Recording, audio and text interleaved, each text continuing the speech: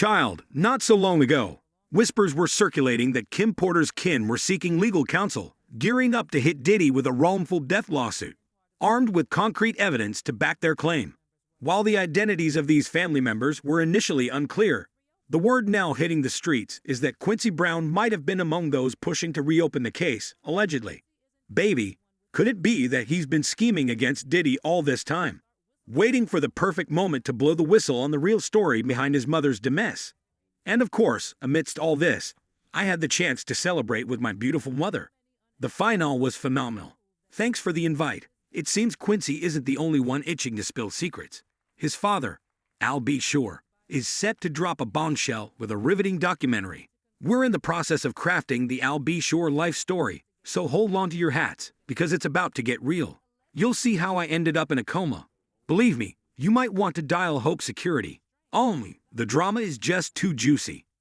By now, I think we've established that Kim Porter's passing wasn't due to pneumonia, right? There's a slew of unanswered questions that hint she didn't just succumb to natural causes. Take, for instance, Deputy Coroner Ed Winter, who initially handled the case and suddenly died just months ago. He's the one who unearthed the suspicious toxin while probing into Kim's sudden departure. Ed insisted the case required further scrutiny, yet he was swiftly replaced, and it took an age for his successor to attribute her death merely to pneumonia.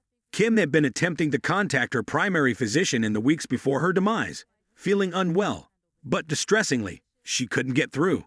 It was out of character for her doctor not to respond, as she'd never faced issues contacting him before. After mentioning her difficulties to Diddy, he suggested another doctor, and Kim's original physician was oblivious to her attempts to reach him. And it only thickens from here, folks. Remember when Diddy claimed Kim had sent the twins over to his place because she was down with the flu? He detailed in an interview how, just 3 days before she died, she felt unwell and wanted to prevent the kids from falling ill too. He recalled, "One night as I checked on her, she said to me, 'Puffy, take care of my babies.' That was one of the last things she ever told him." However, according to trustworthy sources, the twins had already been scheduled to stay at their father's house, and Kim falling ill was merely coincidental. Why then would Diddy fabricate such a tale about his own children's visit? Kim's children, Quincy and the twins, have been poring over the reports and are all too aware of the buzz surrounding their mother. With the lid being blown wide open on Diddy, they're allegedly pushing for a thorough investigation into the true circumstances of Kim's death. They've been inquisitive in the past, particularly the twins. For those out of the loop on this spicy gossip, a nanny going by the pseudonym Jane Doe launched a wrongful termination lawsuit against Diddy after being fired post-disclosure of her pregnancy. She was reportedly chastised by Diddy's representatives for setting a poor example for his daughters due to her unmarried, pregnant status. Oh, the irony! According to Jane, her real transgression was becoming too familiar with the twins, who began confiding in her about their mother, sparking her dismissal. She suggested that the inconsistencies were numerous enough that the twins should consult a specialist. While it's unclear if Jane was motivated by malice or a hefty settlement, it's evident that fear of retaliation, especially given the known risks of crossing Diddy, was the true reason behind her decision to remain anonymous as Jane Doe. Now, here's the lowdown. If the twins were confiding in their nanny and piecing together the events surrounding their mom's mysterious demise, can you imagine the depth of discussions they might have had with their brother Quincy? This lawsuit by the nanny wasn't just a recent spark, it was filed months ago, revealing that these conversations have been brewing long before Diddy's lawsuit became public knowledge. Back then, fear might have silenced them, but now, with the truth surfacing, Quincy and the twins might feel it's finally safe to expose Diddy and reveal the harsh realities of how he treated their mom. You see, besides the domestic violence they might have witnessed, Diddy is alleged to have isolated Kim's children from their family in Georgia, cutting off all lines of communication. It's as if their extended family never existed. And it wasn't just about keeping Kim's kids away from her family. Reportedly, even while Kim was alive, Diddy tried to monopolize her kids, but she stood her ground, threatening to expose him if he ever dared to separate her from her children. Moreover, there have been whispers that Kim's children reached out to some of Kim's friends for help earlier, but everyone was too terrified of what Diddy might do if they went public with their concerns. But now, they're feeling braver because the momentum is against Diddy, and it seems he can't stop the avalanche that's begun. And rumor has it, Quincy is fully committed to collaborating with his biological father, albsure, to lay bare what really happened to Kim and to disclose why Al-B was absent from his life. Remember the buzz when Diddy's houses were raided? That's when Al-B posted a photo with Quincy caption, #LilToySon, come home. The door is wide open. You're safe here, son. I love you. Pops, you're biological.